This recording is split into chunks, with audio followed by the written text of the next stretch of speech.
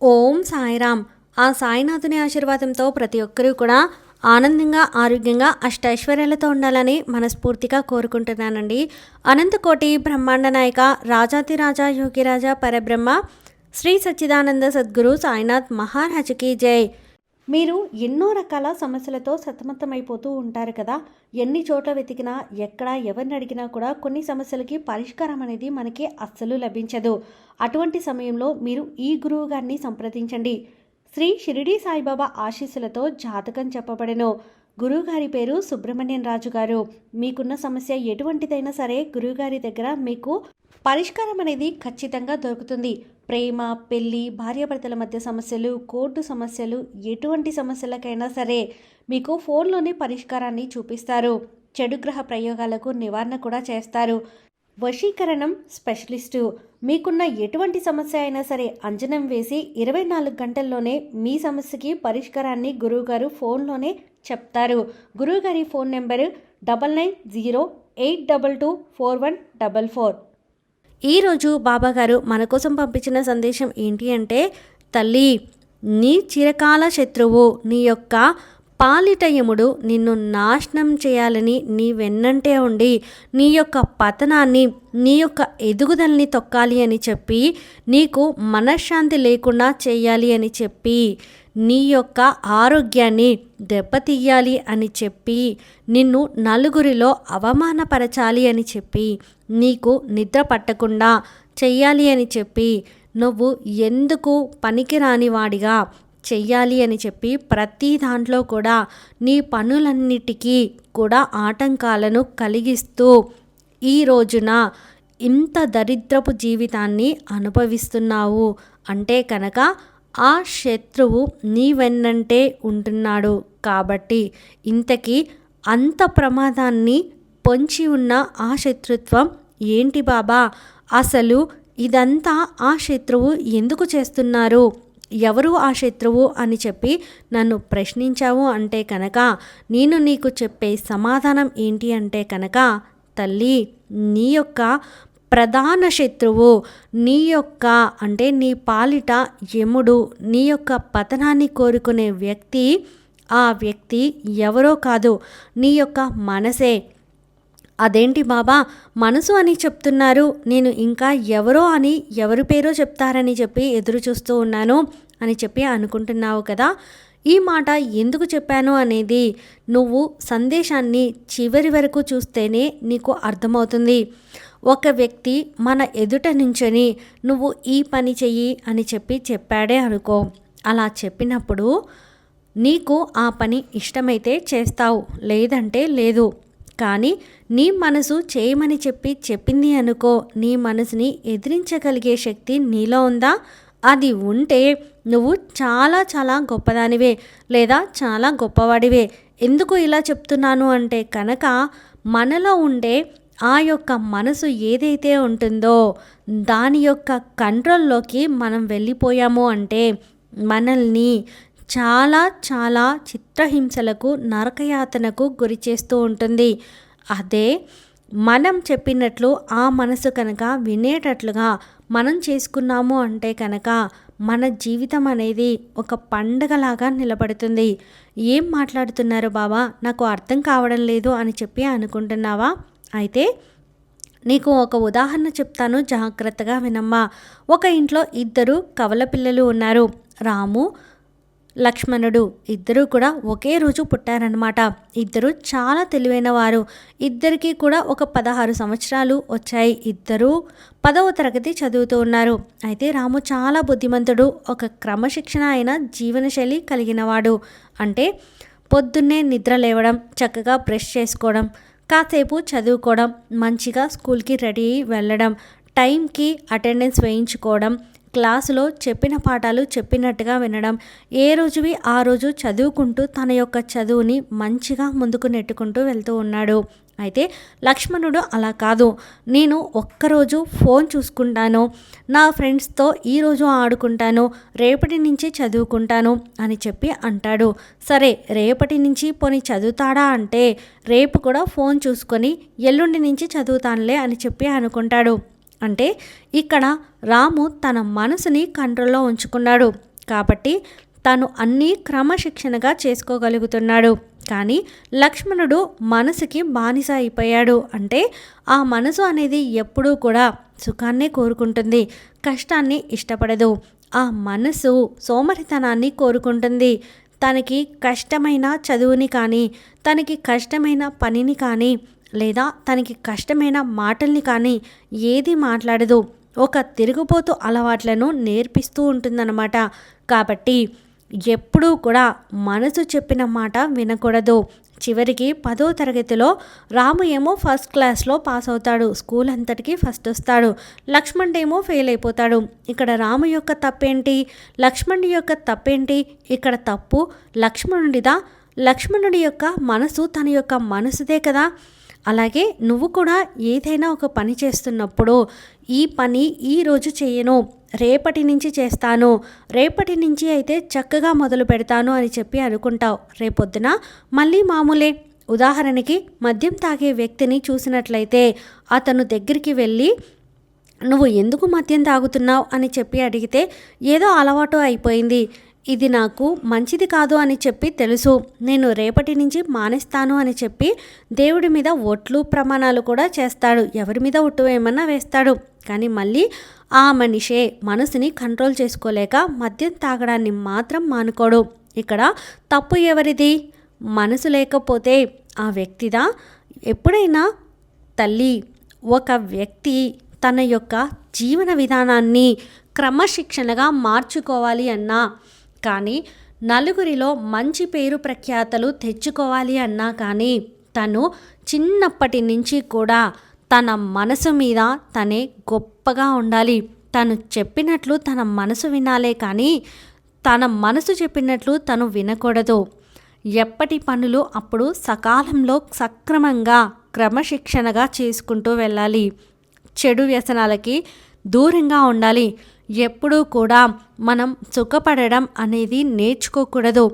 సుఖపడే time వచ్చినప్పుడు సుఖపడాలి, కష్టపడే సమయం ఉన్నప్పుడు కష్టపడాలి. ఇప్పుడు పడిన కష్టం రేపు పొద్దున మన జీవితానికి ఒక వెలుగుని తీసుకొని వస్తుంది. అలా కాకుండా కష్టపడాల్సిన సమయంలో సోమరితనం లాగా టీవీలు చూసుకుంటూ, ఫోన్ చూసుకుంటూ, లేదా నలుగురి ఫ్రెండ్స్తో కూర్చొని మందు తాగుతూ ఆటలాడుకుంటూ ఉన్న సమయాన్ని వృధా చేసుకోకూడదు. ఎందుకంటే గడిచిన సమయం ప్రతి నిమిషం కూడా విలువైనదే. ఎప్పుడూ కూడా సమయం మన కోసం వెనక్కి తిరిగి రాదు కదా. కాబట్టి ఇప్పుడు నీ యొక్క మనసుని నువ్వు కంట్రోల్లో ఉంచుకోగలిగితే నీ మనసు లేచిన దగ్గర నుంచి కూడా చిరాగ్గా అనిపిస్తూ ఉంది, బాధగా అనిపిస్తూ ఉంది, ఏ పని కూడా చెయ్యాలి అనిపించడం లేదు. మనసంతా అదో రకంగా ఉంటుంది. గందరగోళమైన ఆలోచనలు, రోజుకు లక్షల ఆలోచనలు మనసులో కదలాడుతూ మెదలాడుతూ నన్ను ఉక్కిరి బిక్కిరి చేస్తూ ఉన్నాయి. ఈ యొక్క ఉక్కిరి బిక్కిరికి ఊపిరాడక చచ్చేటట్లు ఉన్నాను నేను అని చెప్పి చాలామంది కూడా అనుకుంటూ ఉంటారు. ఇంత ఆలోచనలు ఎందుకు వస్తున్నాయి? ఇంత ఉక్కిరి బిక్కిరి అయ్యే విధంగా నీ మనసుని నువ్వు ఎందుకు తయారు చేసుకున్నావు అని చెప్పి ప్రశ్నిస్తే దానికి సమాధానమే ఉండదు. ఎందుకు అంటే కనుక నీ యొక్క మనసు నిన్ను కంట్రోల్లో తప్పించేసింది. కాబట్టి ఆ యొక్క కంట్రోల్ తప్పిన మనసుని మళ్ళీ లైన్లో పెట్టుకొని క్రమశిక్షణ వైపుగా దాన్ని అలవాటు చేయాలి. రేపు ఉదయాన్నే 5 గంటలకే నిద్రలేచి నేను చదువుకోవాలి, లేదా పనికి వెళ్ళాలి, లేదా ఇంట్లో పూజ చేసుకోవాలి అని చెప్పి ఒక నిర్ణయం తీసుకున్నప్పుడు మొదటి రోజు నీకు కష్టంగా అనిపించవచ్చు. కానీ రెండవ రోజు, మూడవ రోజు అది అలవాటుగా మారిపోతుంది. అలాగే మనసుకి ఏది కూడా తెలియదు. మనం దానికి అలవాటు చేసే దాన్ని బట్టే అది నడుచుకుంటూ ఉంటుంది. ఒకరోజు దానికి నువ్వు సుఖాన్ని, సంతోషాన్ని, కష్టం లేని జీవితాన్ని అలవాటు చేశావు అంటే కనుక నీ మనసు మళ్ళీ మళ్ళీ అదే కావాలి అని చెప్పి కోరుకుంటుంది. కాబట్టి ఎప్పుడు, ఎక్కడ దాన్ని కంట్రోల్లో పెట్టాలో, ఎలా దాన్ని కంట్రోల్లో పెట్టుకోవాలో నీకు తెలిసి తీరాలి.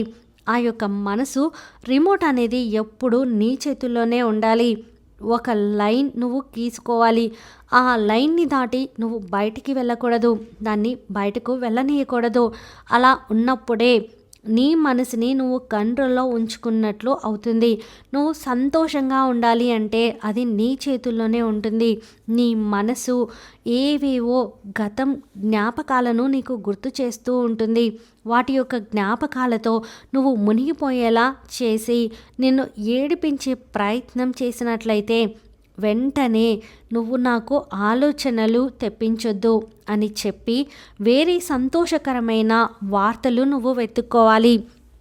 అలా చిన్న చిన్నగా నేను బాధ పెట్టే వాటన్నిటినీ కూడా నువ్వు అవాయిడ్ చేసుకుంటూ రావాలి. వాటన్నిటినీ మర్చిపోతూ రావాలి. అలా చేసుకుంటూ వచ్చినప్పుడు మాత్రమే నిన్ను నువ్వు మెరుగు పెట్టుకున్నట్లు అవుతుంది. ఇప్పుడు ఒక బంగారానికి మెరుగు పెట్టే కొద్దీ దాని మెరుపు ఎక్కువైపోయి చక్కగా దాని యొక్క రూపాన్ని, అందాన్ని దాన్ని సొంతం చేసుకుంటుంది. అలాగే బంగారం కంటే నీకు వచ్చిన ఈ మానవ జన్మ తక్కువైనది ఏమీ కాదు. ఇప్పుడు శరీరంలో అన్ని అవయవాలు సక్రమంగా పనిచేస్తున్నప్పుడు నీ యొక్క నోరు మాట్లాడడానికే ఉపయోగపడుతుంది. నీ చెవులు వినడానికి ఉపయోగపడతాయి. నీ యొక్క ముక్కు వాసన పీల్చడానికి ఉపయోగపడుతుంది.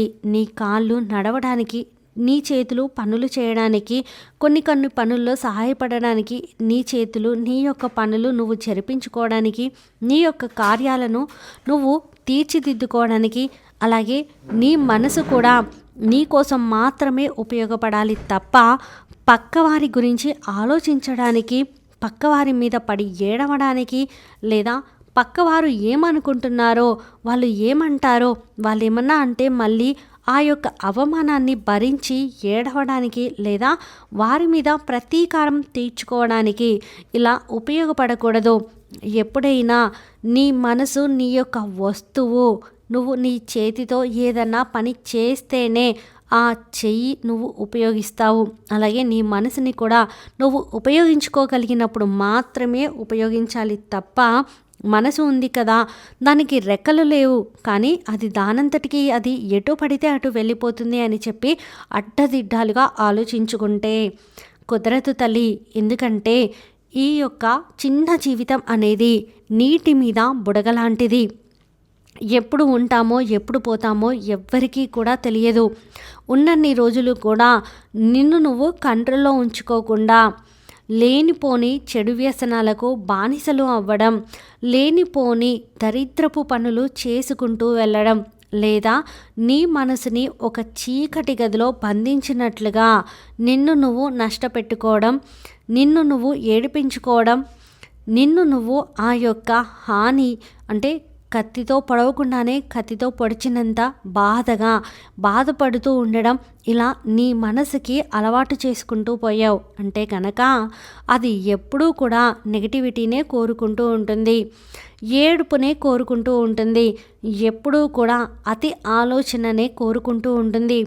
ఇప్పటి నుంచైనా కానీ నీ యొక్క మనసుని నువ్వు చెప్పినట్లుగా వినేలా చేసుకో, సంతోషంగా ఉండేలా చూసుకో, ఆనందంగా ఉండేలా చూసుకో, ఆనందం కోసం వెతికే ప్రయత్నం చెయ్యి. అందరికీ ఉన్న బాధలే నీకు కూడా ఉన్నాయి.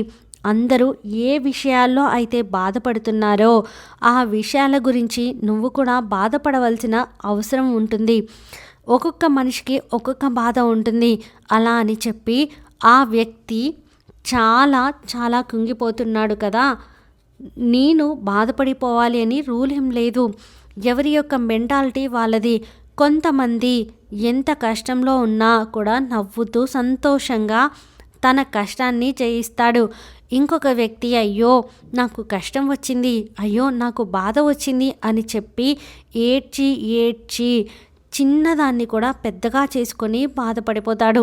ఏదైనా కూడా నీ మనసు యొక్క ఆలోచన పద్ధతిని బట్టే ఉంటుంది తల్లి. కాబట్టి ఏదైనా కానీ నీ దగ్గరే ఉంది, నీ చేతుల్లోనే ఉంది, నీ యొక్క ఆలోచన విధానంలోనే ఉంటుంది.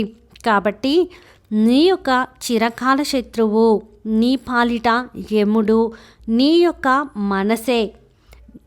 నీ శరీరంలో ఉన్న ఈ మనసుని నీకు శత్రువుగా ఉన్నంత కాలం, నువ్వు దాన్ని శత్రువులా చూసినంత కాలం నీకు ఈ బాధలు తప్పవు.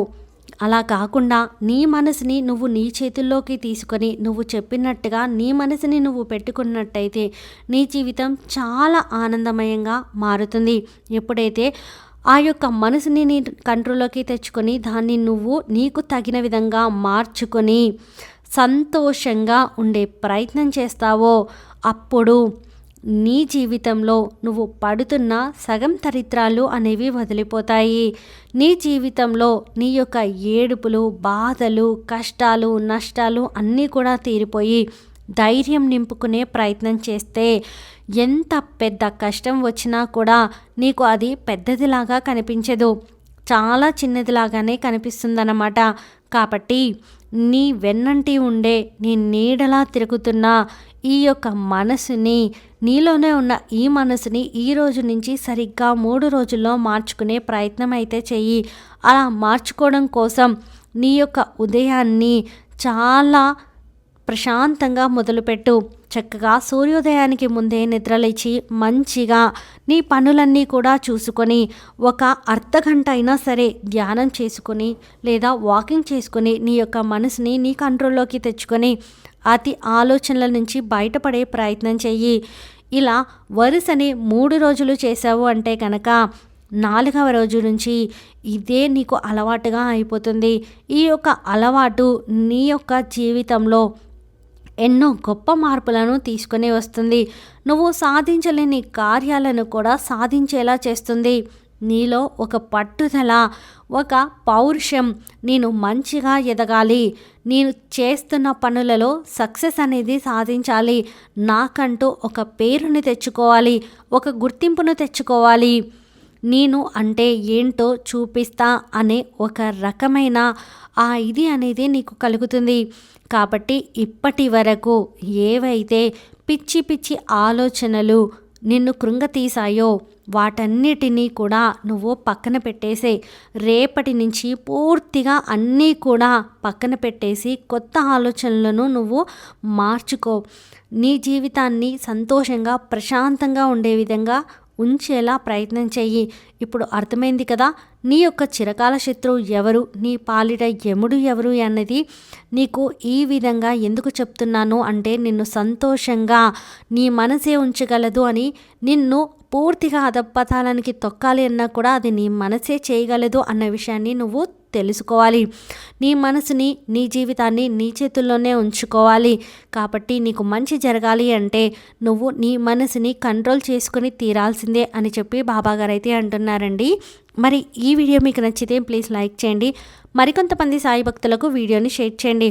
ఫస్ట్ టైం ఛానల్ని చూస్తున్న వారు సబ్స్క్రైబ్ చేసుకుని పక్కనే ఉన్న బెల్ ఐకాన్ని క్లిక్ చేయండి. ఆ సాయినాథుని ఆశీర్వాదంతో ప్రతి ఒక్కరూ కూడా ఆనందంగా, ఆరోగ్యంగా, అష్టైశ్వర్యాలతో ఉండాలని మరొక్కసారి మనస్ఫూర్తిగా కోరుకుంటున్నానండి. సర్వే జనా సుఖినో భవంతు. ఓం సాయిరామ్.